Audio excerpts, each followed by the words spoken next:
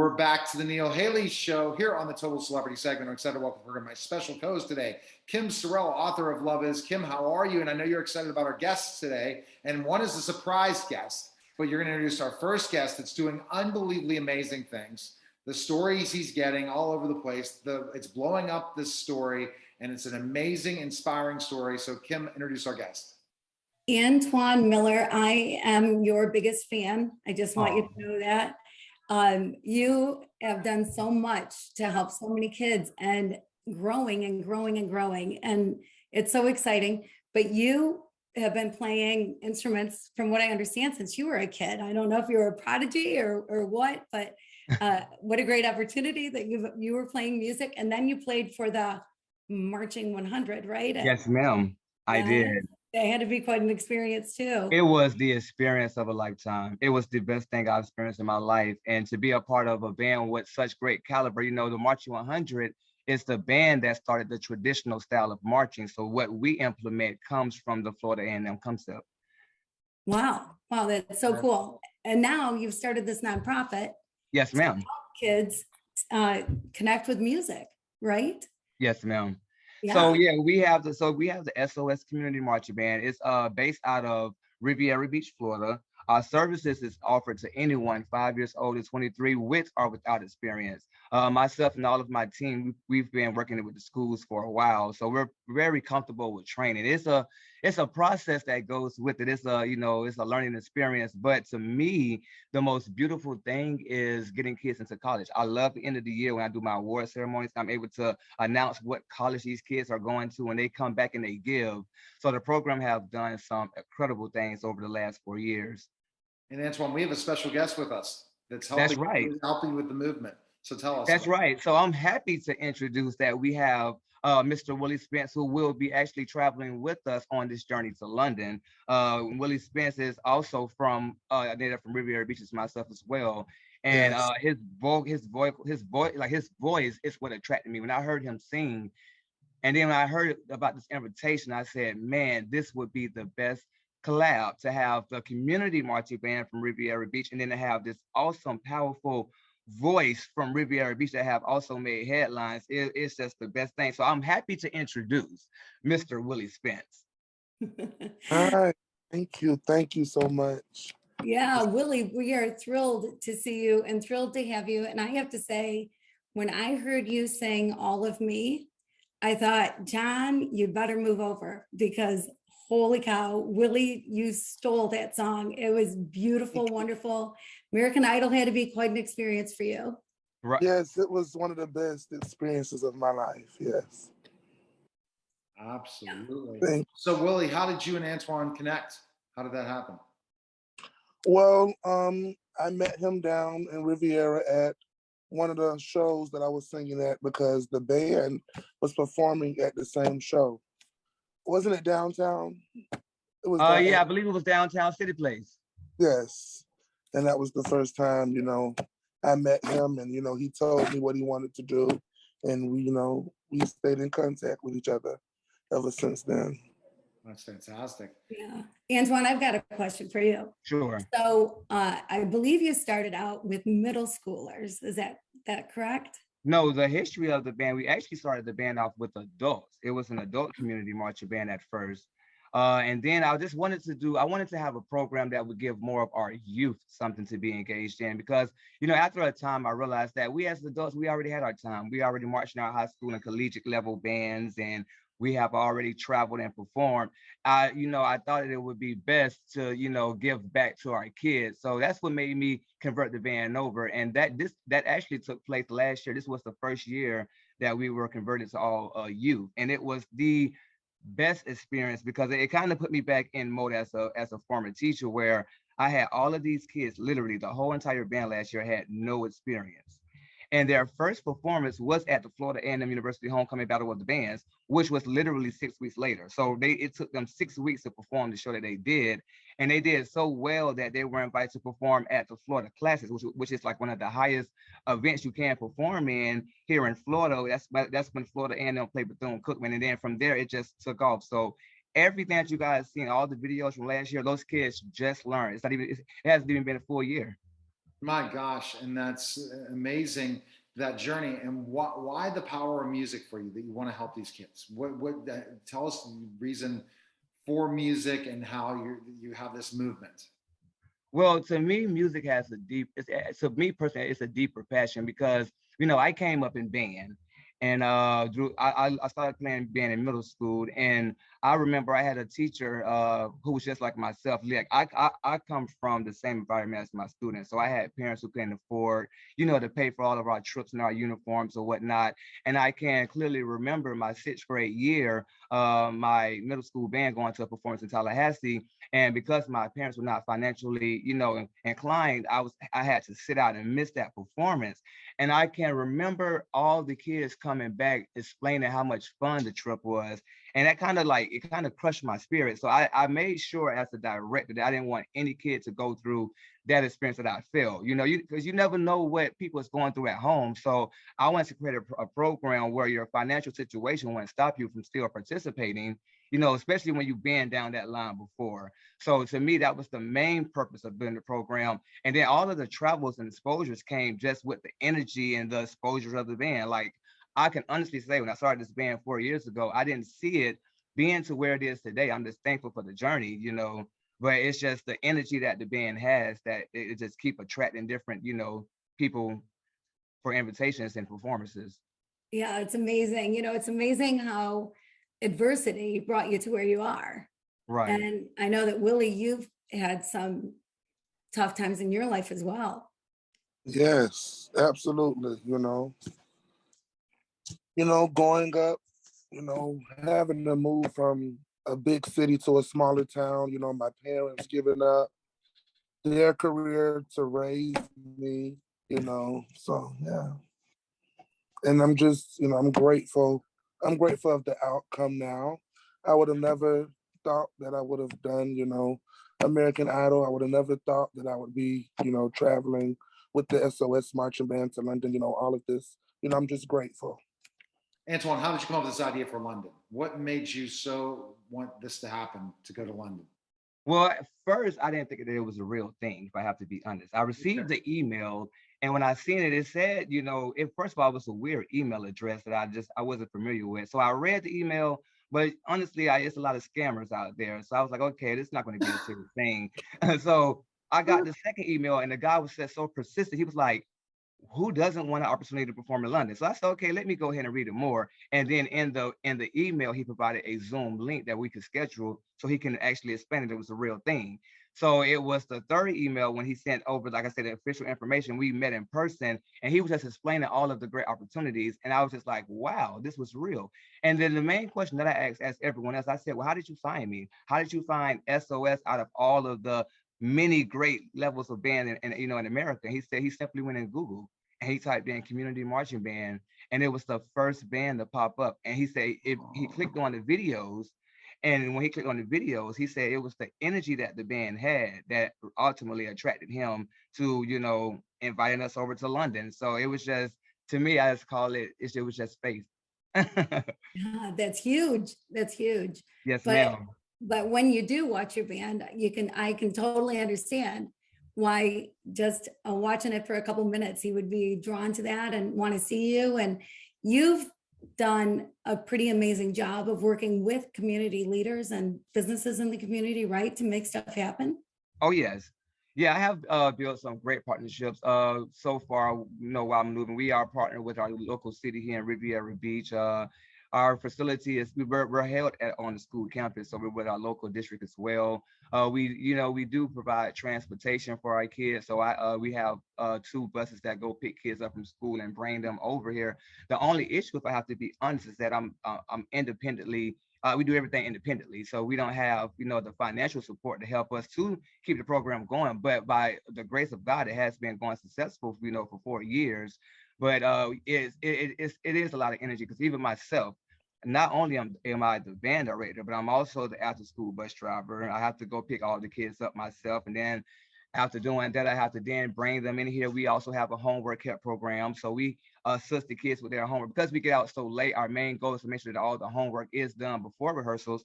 Sometimes that can last for 2 hours into rehearsals. And it's also the director as well. So I wear many hats, but I'm thankful for each and every single opportunity for it, because ultimately it's helping the next child that who can tell what they may be in the future. I could be helping the next president, honestly, or my Wow. next doctor. So Wow. Right. Oh my gosh. So, Willie, what made you so impressed by what Antoine's doing with these kids that made you want to do it?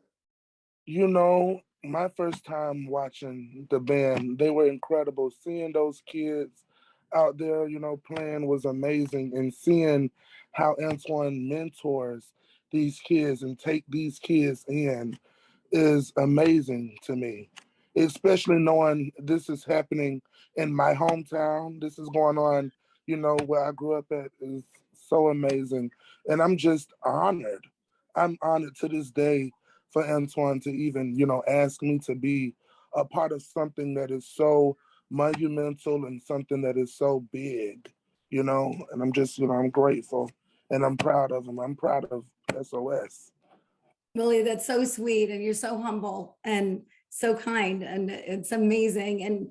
And for both of you, Antoine, I know that in running a nonprofit myself, that chasing dollars is oh, a full-time job all by itself. Like that yes, can it be is. difficult. And I am praying that people that are listening to this right now want to get involved and want to help out the cause, and that you get some great donors so you're not having to chase it so much.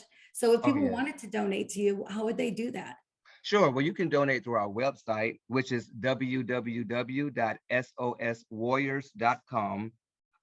Or you can also call the band room, which is 561 331 5038. We also have a QR code that's going to be released later on today as well, that they can scan and it'll take them directly into our link, which is through Fundly.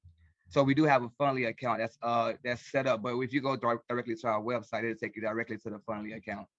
So, Antoine, with this whole trip to London, it is possible now, right? You've raised enough money, or you're close. What's going on in the whole process? No, we're still far. We're still far from our goal. It's a hard struggle, and as Ms. Kim mentioned, running a nonprofit is hard. Not only is it time consuming, but it also you invest a lot. So what we're looking for right now, we're desperately looking for sponsors. We have to have 100,000, to them by September as a deposit for us to even get started, and that's literally like pretty much a month away from now. So we're trying to get the word out to as many people as possible to please help the SOS band. We have been chosen to represent all of America and her beauty, and we're going to do a great job when we get over there with your donations and contributes. So, Willie, That's you right. believe, and Willie, you believe this is good.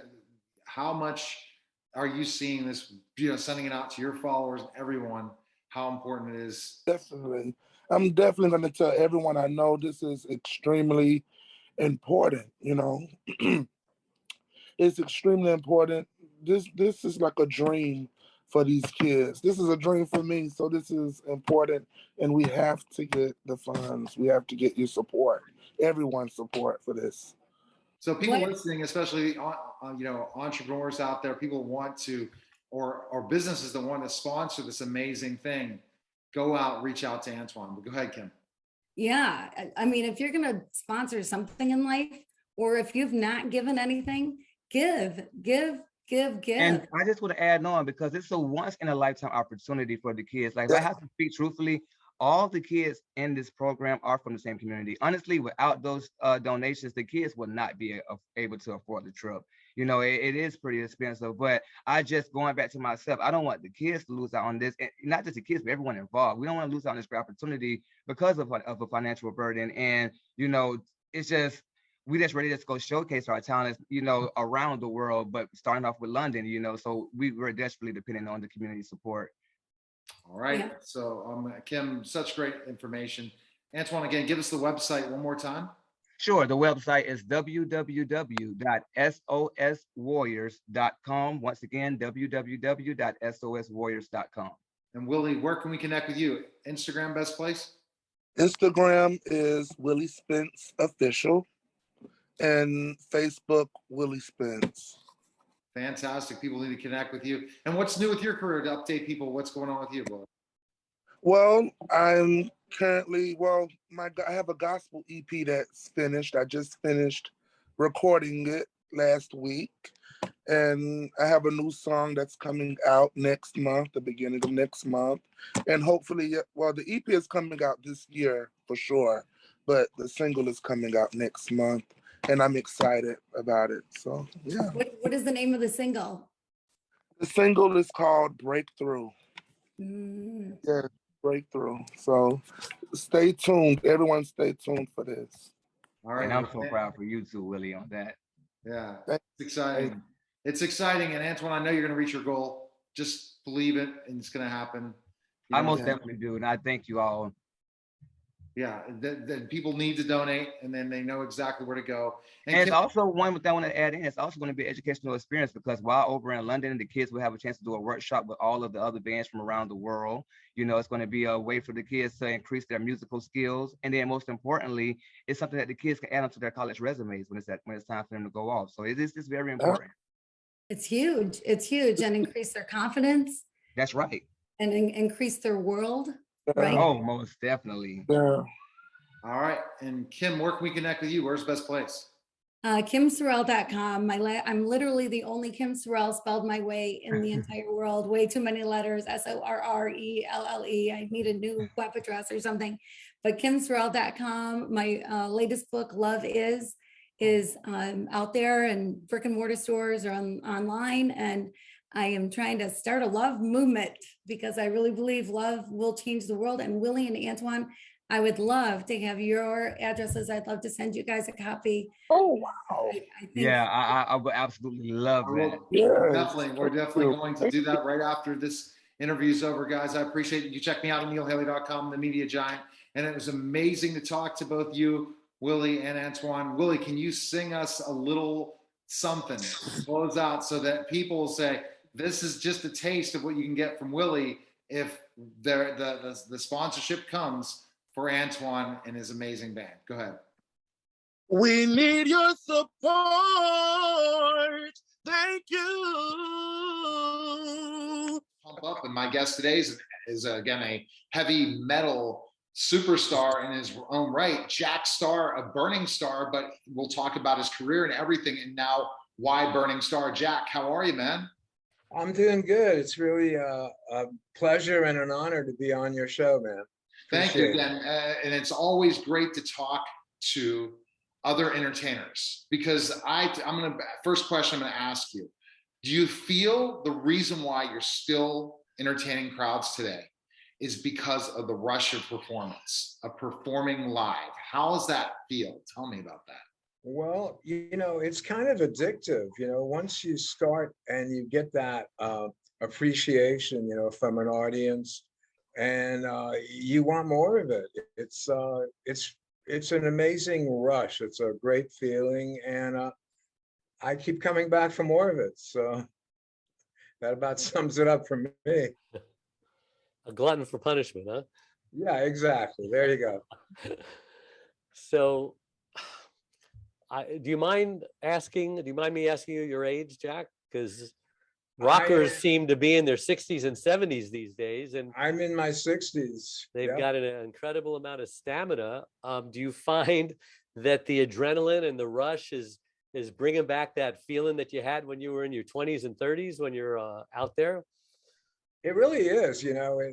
There's something to be said for that. And also, we have a young singer in the band. And when I say young, I mean he's young to the rest of the guys because he's 29 years old. So, we're all old enough to be his father.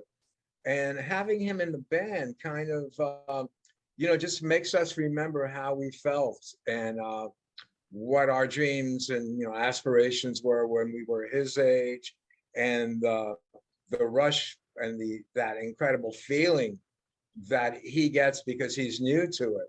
So we want to continue having, that feeling. And in a weird way, we're kind of like energy vampires. We're feeding off this kid. Yeah, he's like the car in a race, the pace car. Yeah. And and he keeps you motivated. It keeps you up to speed. Absolutely. And he's a Cool. really great singer. We've only had him really for about 2 years now. He's from Turin, Italy, and we brought him over to America really like right at the very beginning of the COVID pandemic. We brought him over and we did some outdoor shows with him. And he's just an incredible singer, really nice guy. But you know what? The bottom line is, we let the music do the talking. People Yeah. can buy the CD, which actually just came out today. So let me give my little plug. Oh, we'll get to it. Yeah, absolutely. Plug away. All right. Is he impressed Today, by like- your stamina and stuff? No old man jokes and all that stuff. No, not really, and the weird thing is like my mom is like 100 years old. So, my feeling is if I have some of her genes, which I probably do, I'll be okay for another couple of years, maybe for another decade or two. So let's talk about how that started, because I honestly believe, and this is one of the things I've been really working on, is I'm trying to reverse the aging to keep going, feel younger again. It just feels great, especially when you get to work out, you get to do things you love, and it keeps you going. Look at Dave, and his energy level is amazing as well at his age. Now let's go specifically back. Did you always want to be a rock star? Was this something growing up you wanted to do? I really always wanted, not so much be a rock star, but be a rock musician, be able to really master the instrument and make music on it. Because, growing up, I used to really revere, Jimmy Page from Led Zeppelin, Jeff Beck, Brian May from Queen, Tony Iommi from Black Sabbath. I thought all those guys were just like gods, musical gods, and I wanted to aspire to that, so yes, I always wanted to be a rock musician. So why'd you come up with the name Burning Star? Because that leads people to believe that you're going to burn out. You're using it all up, and all these greats that have died young, and here you are. Yeah, that's one way of looking at it. I'll tell you real quick how I came up with it. I was in a club one day after my first band, after we'd gone our separate ways. It was a band called Virgin Steel, and I'm talking to this guy in the club, and he's kind of like one of these like California dudes, like, what's up, man? And so I just tell him, well, I'm not in Virgin Steel anymore. I started this band and we don't have a name. And then I just on a whim, I said, you got any ideas? And he goes, well, dude, you really burn on the guitar. You should call yourselves Burning Star. And it just made sense to me. Because Star is a brand with how he spells it, Dave, STARR, because Jack Starr was a star, and it's a star, and how that happened. So how did the whole, fame come? Explain that big break for you. What was that big break, Jack? Well, in a nutshell, I was reading Guitar Player magazine, which I used to do religiously, when I was learning guitar. And I saw this column from one of the columnists from Guitar Player. And in it, it was like, how, do you think you're good enough to be on US Metal Volume 2? Have you got the chops?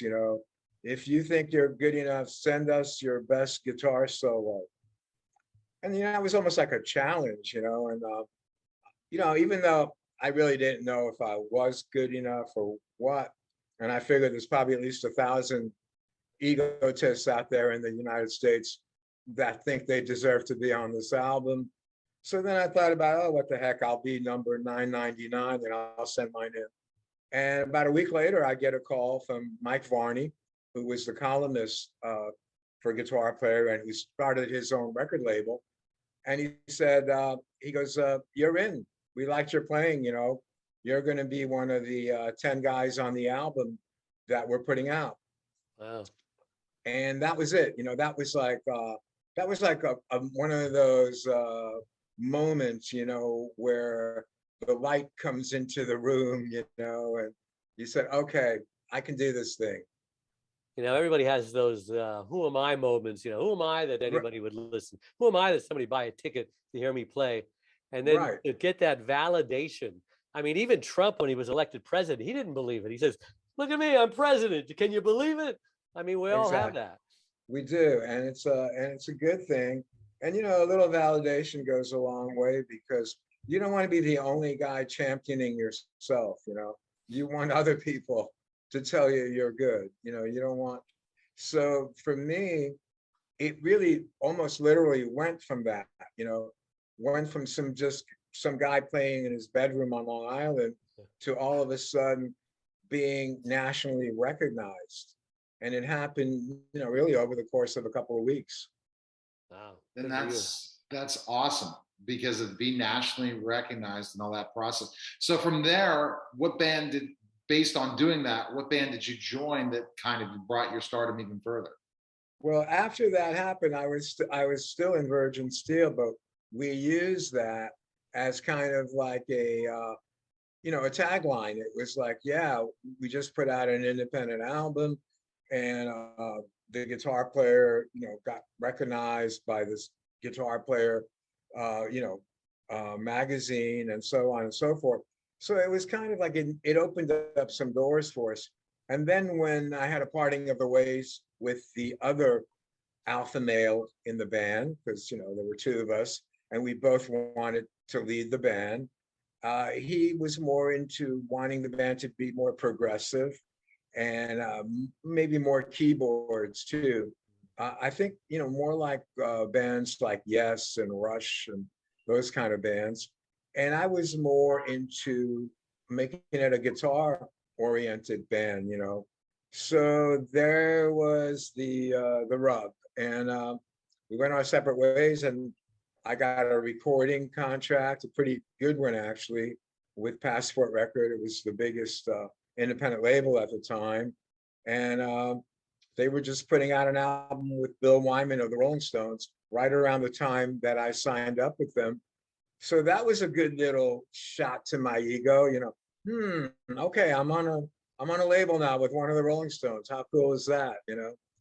And so it's little things like that that kept me going. Even though I never had a platinum album or even a gold album.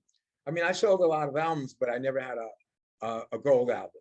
Though, of course, in today's world, I probably will get a gold album, because you don't need to sell a tremendous amount anymore, because sales have been off now for a while. Yeah, you sound like a really humble guy. How did you keep from getting a big head out of all this? That's the biggest enemy of this industry. Yes, Dave, you are 100% right, and it's got to do with money. If you're not living in a mansion and driving a Ferrari, and you don't have gold albums on the wall, there really is no reason to have a big head, because reality brings you back down. It's like you're either Billy Joel or you're not. And if you're not Billy Joel, you're just getting by, but what you have is making hopefully really good music. And then, so for people that are not familiar with your music and your success, especially what you have, is we look at specifically, you had two groups, right? Your first name was Jack Starr's Burning Star from 1984 to 1989. So that really hit a good run when your other group was looking to go somewhere else, Virgin Steel, right? So tell us kind of how that went when you changed. Well, actually, we were making albums under the name of Jack Starr's Burning Star up until about 2003. And then we got back together because there was a 10-year period where I wasn't even playing metal. I was really just learning how to play guitar the way I wanted to play. And that was really in the 90s. The whole grunge thing got really big. Nobody was really interested in metal, at least not in America too much. And so that whole period, I kind of was on the sidelines. And then the internet got big, which was a really good thing. And then I found out that I hadn't been forgotten. I was getting emails from like, Czechoslovakia, Greece, Germany, Italy. And I was thinking, wow, this is so cool. I really need to get to do metal again because I'm not forgotten. And I really enjoy doing it. I enjoy playing loud. I enjoy the power, the passion of it. It's not background music metal. And that's what I like about it. Most definitely. So Dave, what question you have for Jack regarding heavy metal? Because Dave, you're never a metal fan, were you? No, my kids were, but not me. Not Metallica ever? Or anything, or any of the heavy metal? I was mentioning to Jack about the big push in Stranger Things now, where in the last season of Stranger Things, they put a huge push towards metal in the last 2 episodes of season 4, which again left me my mouth dropping, thinking, oh, I thought that was the end of Stranger Things. No, there's a season 5. I was like, please don't end it like Ozark, because I don't know if any of you guys are Ozark fans. Ozark's ending, I couldn't stand it. I hate when certain series I watch the whole time and then the series ends and it leaves me wanting more. Well, create another season. They didn't. So Right. so heavy metal, Dave, in so many ways had it with the hair bands, even to a way when you talk about even a mixture of the hair bands and heavy metal would be also, I would say, looking at Guns N' Roses, you're looking at specifically, just a bunch of different bands that had a metal mix with the big hair, right, Jack? Yeah. Wouldn't you say that? Absolutely. And Yeah. in a way, it was kind of good that, I hated grunge music. I didn't like it, but in a way, it was kind of good because it brought a lot of musicians from the 80s back to their more primitive roots, more stripped down, music. And I think Guns N' Roses was really one of the bands that helped do that. And that's what we're doing on this album. The thing with Souls of the Innocent, we've had albums that have had layers and layers of sound, like a dozen vocal layers, like 12 guitar tracks, all kinds of effects. This album, it's very stripped down. So we can duplicate this live very easily.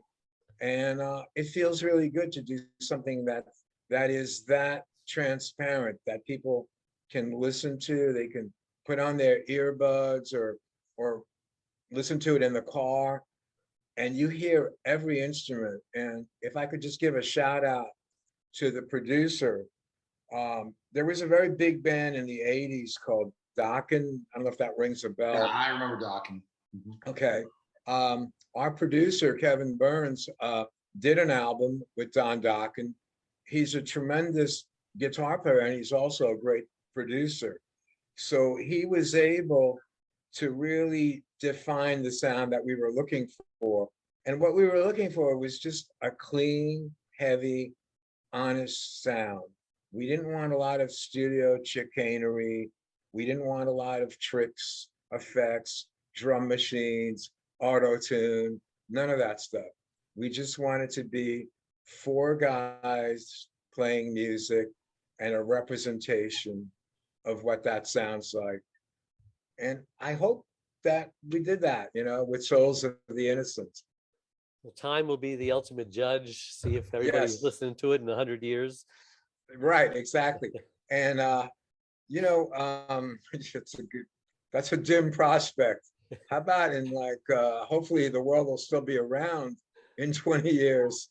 Oh, well, the world will be I'm around sure- because everyone will be in space. I'm So sure there may- Mozart had no idea that we'd be listening to his music 350 years from when he wrote it. Good point, Dave. Yes, very good point. He And was broke. He died broke. yeah. So So much. what does that money. tell you? Yeah. Exactly, tell you the whole thing. So, Jack, where do you see your career now? Where, like, with Burning Star? How do you have any how, especially with the genre of metal, how it's a different genre now, where really it's not in the mainstream as well. It's a lot bigger in Europe, as we all know. Yeah. Where do you see it going in your Well, career in music and metal in general?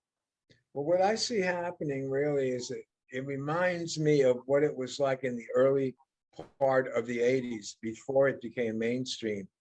It was a cult, but it was like a really big cult, and everybody seemed to know each other, and they were trading cassettes, and people were going in these little magazines and putting out little ads. I have a live, album from Metallica. I have a concert from Ted Nugent. Anybody looking to trade? I'm looking for this. So there was this camaraderie. And I think I'm seeing that again now. I'm seeing that it's like the people that have stuck with metal have created this brotherhood, and it's a huge brotherhood, and it's in every country in the world. Burning Star, it really benefits from that cult quite a bit. We've been embraced by the cult. My son, I remember when he was in college, he wrote me a letter and he addressed it to exalted cult leader, Dad. He was, because it got to be funny, we're getting letters from we got fan mail from Transylvania. I didn't even know that that was a real country, but it is. And they had a metal festival there about 4 years ago, around 4 or 5 years ago. So this thing with metal, it's large, it exists, and it's done without the manipulations of big corporations, at least not in our era. It might get really big again, and then before you know, we'll have Warner Brothers and Columbia and CBS and everybody jumping back into it. But right now, it's still at a very big cult level. Interesting. And we're right there. We're on the cusp of it, and it's cool because one thing is, that it's genuine. Yes. In other words, if you're going into a record store, there's no big cardboard cutout of Burning Star. There might be a big cardboard cutout of Britney Spears or Lady Gaga, and it's really easy to find those albums. So if you're looking for a Burning Star album, okay, you're gonna look under B. Oh, it's not there. Okay, let me look under S for Star. Oh, it's not there. Okay, but you're not gonna give up. Oh, let me look under imports. Even though we're an American band, most of the time we get lumped in with the imports. So what I'm saying is, it's hard to like our music. It's not because it's not being shoved down your throat. So Right. when someone does like it, it means more to us. And If that makes any sense. And then Europe, you're more well known as. I'm gonna go. Dave has his final question, right? Is that correct? Europe is just huge for metal. Yeah, Europe is really into it, and God bless them, because it makes us feel good when we go over there, that there are people in the audience that know the songs. And, last time we went to Germany, we were playing one of our songs, Sands of Time, and the audience was singing along with us. And that gives you goosebumps when that happens. And we're waiting to go back to Europe, to promote Souls of the Innocent. We're signed to a new label, Global Rock. They're really kicking butt on this album. They hired a publicist. They are taking ads out. They're doing videos. The third video came out today. And if I could just plug it real quick, it's called I Am the Sinner. And that is on YouTube by Burning Star or Jack Starr's Burning Star, either way. Fantastic. And so, they're doing everything possible to make it happen. And that's what we, that's. And then I would say, Jack, there was one song from the 80s that was never played in forever. That's the highest airplayed song now on mainstream because of Stranger Things, the last season. I don't know if anyone knew this. I'm giving this Stranger Things, but I'm bringing this plug because of the metal final compilation. They had over, I think, 8 billion views in 1 week on the number one show, Stranger Things, on the Billion last with a B? billion, highest viewed ever Netflix. and it's gigantic. So, Jack, you have now young fans of Yes. metal. That's my media giant recommendation of the day. Yeah. You're right. You go to your publicist, you go to whoever's marketing, and tell them to watch the last 2 episodes of Stranger Things and Our see media that guy. metal compilation, and bam, because now there's gonna be people wanting to download metal all over the place. Opportunities galore. All right, Dave, you have the final question. Go ahead, Dave. Yeah, so I was a normal guy like everybody else. And 25 years ago, my wife has this headache of her life. She has a stroke. She loses her speech, becomes paralyzed on one side. Oh. For the next couple of years, we're upside down. We're just almost broke up. She was angry all the time, and she still cannot talk. She speaks through Pictionary and charades, and she has a power chair.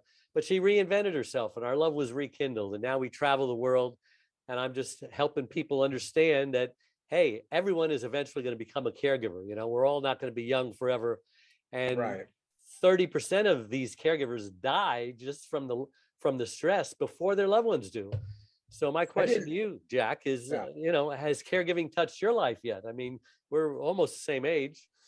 Yes, it has. And it's funny that you mentioned that. It's almost like ironic because that was my reality for over a dozen years. I was Really? taking care of my mom, and finally it got to the point where we couldn't do it anymore, and we had to place her in assisted living.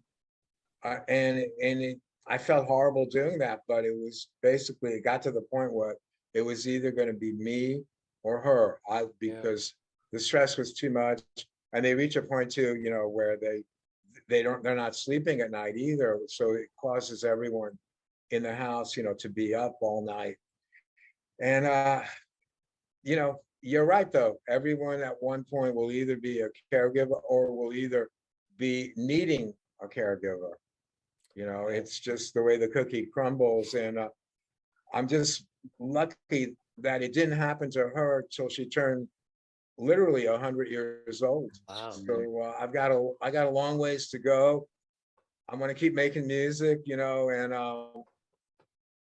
we'll see what happens. Who are the loved ones in your life? God forbid you ever need care. You got kids, you got a wife? I do have 2 boys. They're grown, and they actually live in Pittsburgh, except my son's been living in Mexico. My oldest son in Merida, which is a beautiful area of Mexico. I love Mexico. Yeah, Where's your other son in Pittsburgh live? Where in Pittsburgh? What locate? He lives,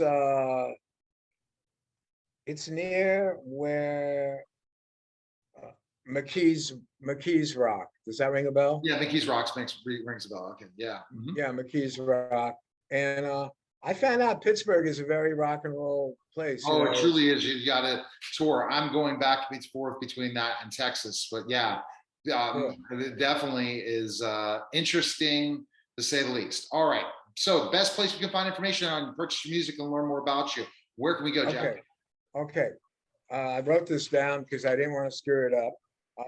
Go on Facebook, Burning Star Metal Legends page, or contact globalrockrecords.com, or the official page is Jack Starr's Burning Star.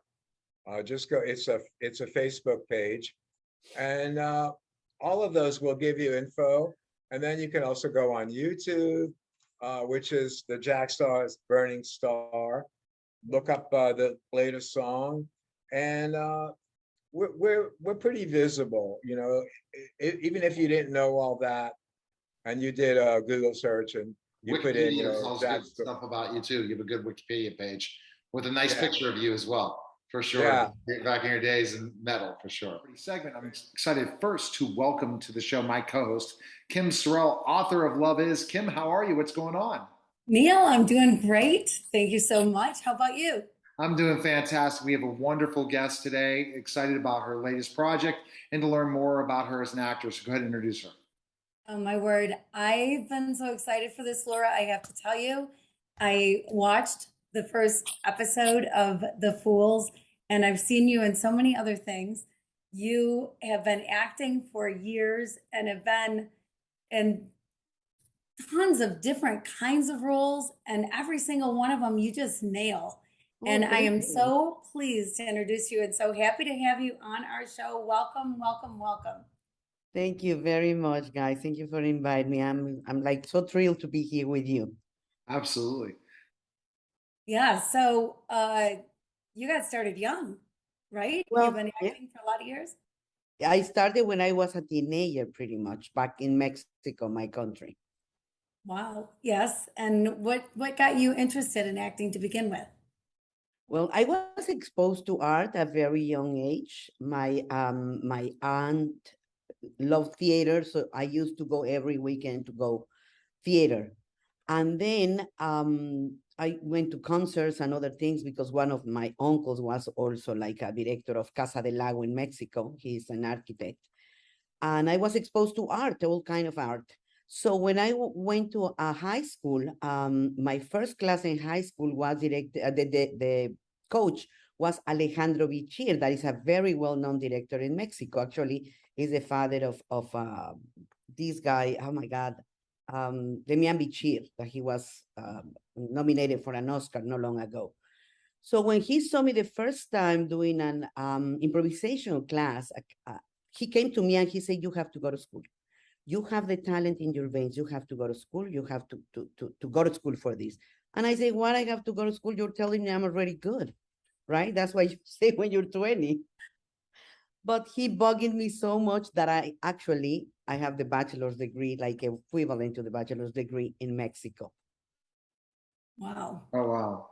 And learning that process of acting at that age and understanding it really helped you in the process of your career, understanding from different mentors and stuff, right? Yeah, exactly. Different techniques. And I mean, as soon as I finished acting school, I went to a casting and I got the part and I started doing theater, like in a tour all around Mexico City. So that was a great experience working with a very well-known actresses and actors, so that helped me a lot. That gave me the base. Yeah, I had to be awfully exciting to go to your first audition out of school and get the part.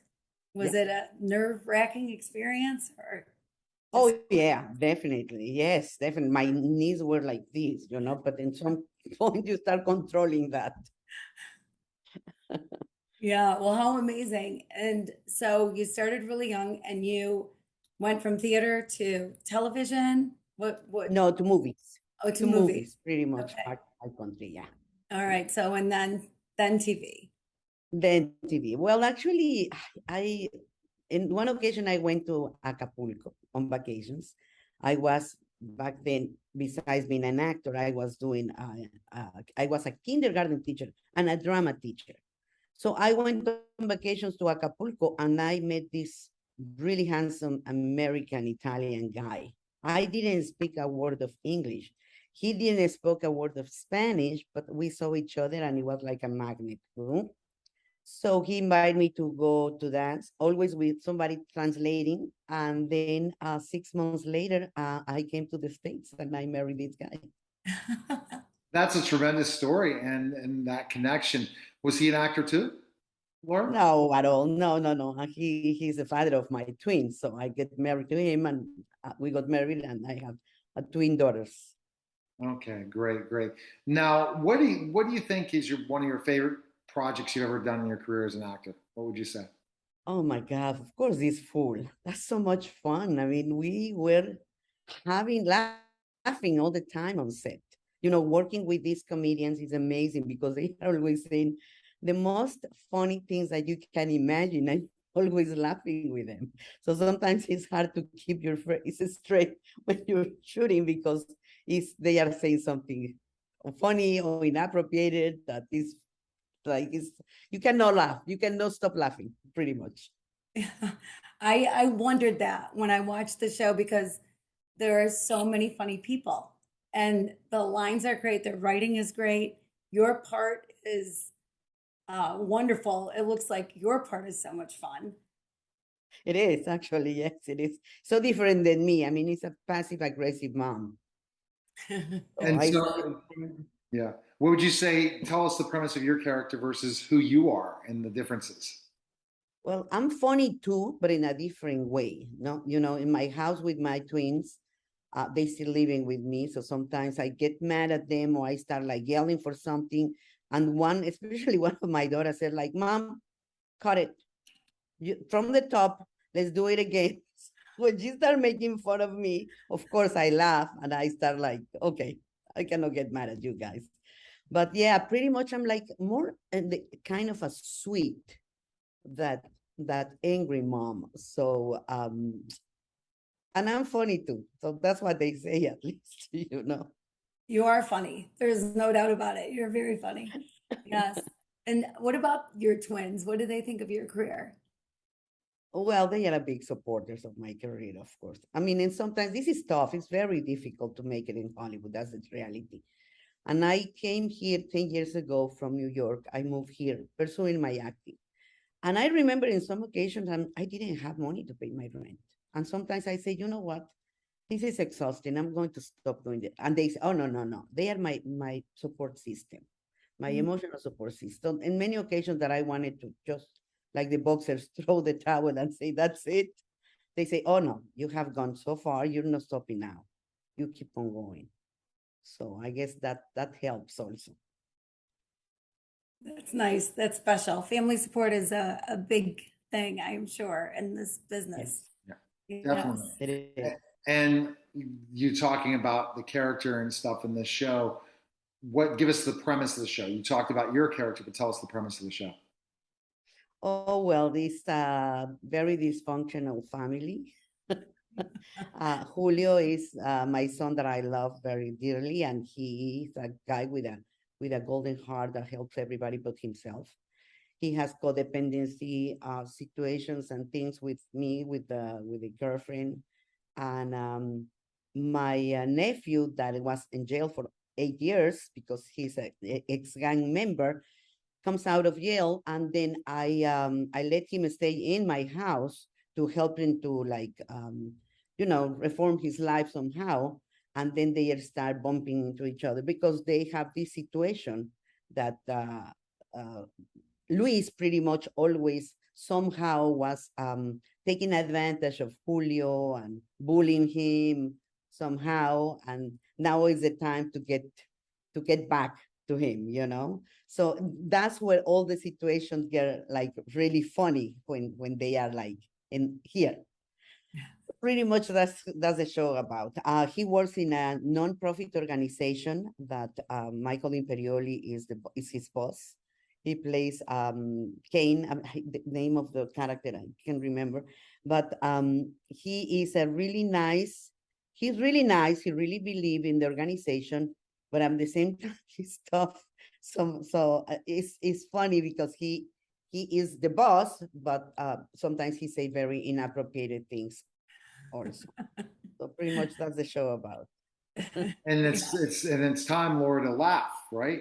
We need comedy to laugh about the challenges of our lives and what's happening going through COVID life, and people need to start laughing more and laughing in Yes. comedy. Is that comedy a powerful thing for you, Laura, and something that you'd like to be You part know of what comedy? is it's funny that you mentioned, because when I study, all my teachers used to give me also always funny parts. And back then I was so mad saying like, no, I want to be a serious actor. They say, no, you're funny. You're really funny. Now I understand that it's not easy to make people laugh. It's harder to do comedy than drama.